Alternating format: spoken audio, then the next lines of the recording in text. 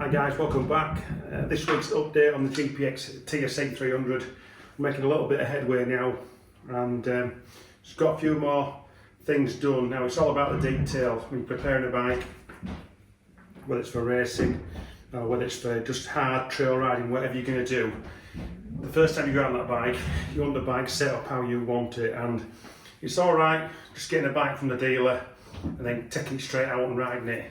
Is it really fully ready for what you're going to be doing with it? Each individual is different, and this particular bike probably won't see much road use, trail riding use. It's probably going to be for those sort of special occasions. We'll do Cam Quarry, Tom, places like that, places where I'm going to be riding it quite hard.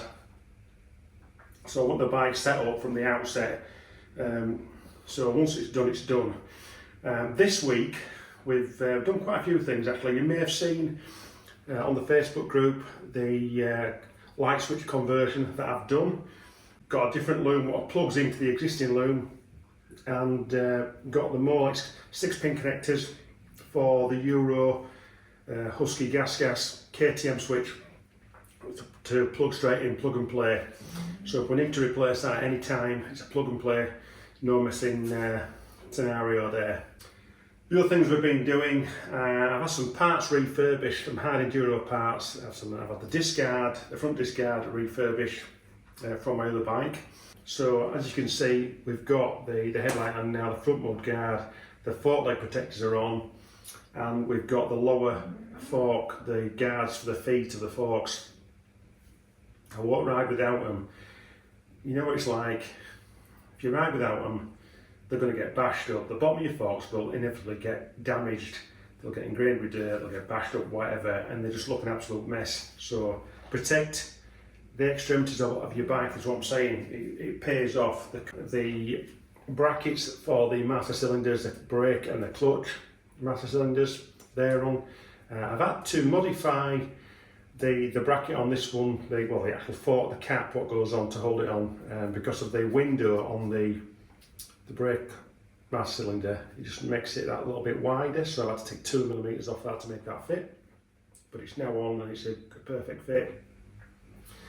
We've also got the chain engine protector as well. That was an old KTM part. I've had that sandblasted and we painted it, and it's in laying position. That's a really good bit of kit to go on. We've now got the handguard on as well. I've still got the plastic shields to go on there at some point, but back mud guards on now. The lights are all up and running. As you can see, I'll just switch it on. Low beam, high beam. The horn's not wired up. I'm not blowing with the horn, but everything's good. We've relocated the hour meter just next to the CDI there in the top of the battery box. That's nicely tucked out of the way. I just didn't like it on top of the frame, particularly when you're washing the bike. These hour meters, they don't like being sprayed with water. So that's nicely tucked out of the way. The biggest thing that I've done this week is we've now got mousses back and front. One of the benefits of working here at Eurotek is every now and again we have a big clear out in the backyard where all the old tyres are, mousses, etc., and it's amazing what you find. And I found two really good mousses for this bike, two extreme mousses, plus a few others that I've got on one side for the other GPX, and some tyres as well. The next big thing we need to be looking at now is suspension. Now I've got a set of springs. Again, recycled. These were off, if you remember, a few years ago now, I had a 250F, KTM 250F, and that bike was spring rated for me when I bought it off. It was actually an old off-road orange bike.